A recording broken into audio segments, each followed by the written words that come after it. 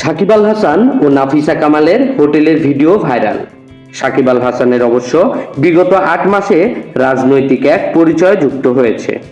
সদ্য বিলুপ্ত হওয়া জাতীয় সংসদের সদস্য ছিলেন তিনি। একই সঙ্গে করেছেন আওয়ামী লীগের রাজনীতি।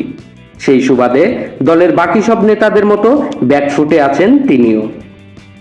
এরই মাঝে গতকাল বুধবার রাতেই সামাজিক যোগাযোগ মাধ্যমে ছড়িয়ে পড়ে কয়েকটি ক্লিপ।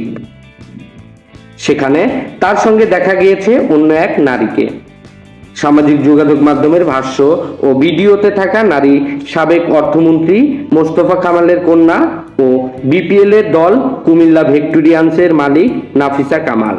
সাকিব আল হাসানের এমন ভিডিও ক্লিপ স্বাভাবিকভাবেই নজর এড়ায়নি দেশের ক্রিকেট ভক্তদের। রাতভর চলছে নানান সমালোচনা, সঙ্গে স্ত্রী উম্মে শিশিরের সঙ্গে বিবাহ বিচ্ছেদের গুঞ্জনও